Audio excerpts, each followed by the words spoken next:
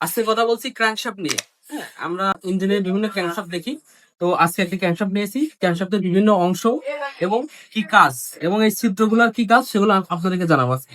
তার আগে ক্র্যাঙ্কশাফটের বিভিন্ন অংশ নিয়ে আমি একটু কথা বলি। এটা দেখতে পাচ্ছি একটি 4 সিলিন্ডার ইঞ্জিনের ক্র্যাঙ্কশাফট। আমি যদি এদিক থেকে শুরু করি, এখানে প্রথমে দেখতে পাবো ফ্লাইহুইল মাউন্টিং প্লেস। এখানে কিন্তু সাধারণত কি ফ্লাইহুইলকে মাউন্ট করা হয় বা মাউন্টিং করে আটকানো হয়, এবং এর মাঝখানে কি এটাকে সাধারণত পাইলট বেয়ারিং বা পুশিং বলা হয়। আচ্ছা, এবার ক্র্যাঙ্কশ্যাফটে আমি এই যে মাঝ বরাবর যে অংশগুলো দেখবো এগুলাকে, যেমন এটাকে সাধারণত বলা হয় ক্র্যাঙ্কশ্যাফট মেন জার্নাল, এবং এগুলাকে বলা হয় ক্র্যাঙ্কপিন জার্নাল। আচ্ছা, ক্র্যাঙ্কশ্যাফট মেন জার্নাল থেকে ক্র্যাঙ্কপিন জার্নালের এই যে দূরত্ব, এই দূরত্বকে সাধারণত বলা হয় ক্র্যাঙ্ক থ্রো। আচ্ছা, এবং পাশে যে বড় বড় এই যে বাইরের যে অংশগুলো থাকে এগুলোকে বলা হয় কাউন্টার ওয়েভ বা কাউন্টার ওয়েট।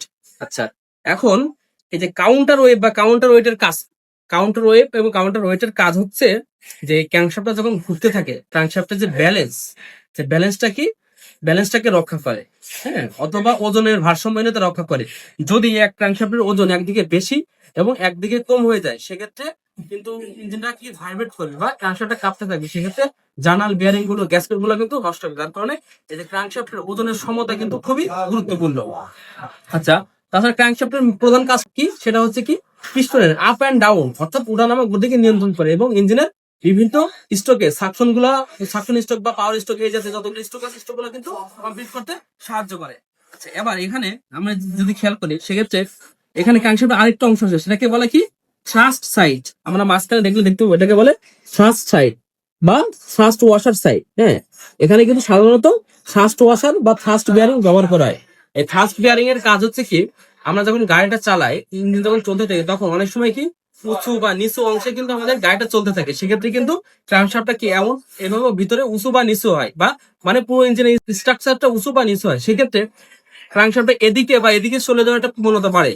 আচ্ছা, এইভাবে যদি চলতে থাকে, সেক্ষেত্রে কিন্তু অ্যাক্সিডেন্টলি এর কি অ্যালাইনমেন্টটা মিস করে একটা দুর্ঘটনা ঘটতে পারে। এর জন্য কি ক্র্যাঙ্কশ্যাফটকে এক জায়গায় স্থির রাখার জন্য এদিকে এবং এদিকে অর্থাৎ বিপরীত দিকে ধাক্কা থেকে সামলানোর জন্য কিন্তু এখানে থ্রাস্ট বিয়ারিং, থ্রাস্ট সাইড বা থ্রাস্ট ওয়াশার ব্যবহার করা হয়।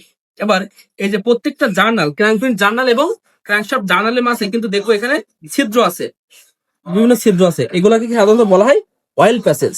এই অয়েল প্যাসেজের মাধ্যমে কিন্তু কি করে, এখানে যে কানেক্টিং রডে যে পিগ এন্ড বিয়ারিং থাকে, এর ভিতরে শেল বিয়ারিং কে কিন্তু লুব্রিকেশন করে। লুব্রিকেশন না করলে কিন্তু ইঞ্জিন সিজ হবে। মূলত এখান থেকে কি লুব্রিকেশন হয়, ভিতরে লুব অয়েলটা বের হয়ে আসে। আবার এখানে যদি আমি খেয়াল করি, এখানে দেখতে পাবো যে এখানে বিভিন্ন হোল করা আছে স্কোয়ার শেপের। এটাকে সাধারণত বলা হয় কি হোল।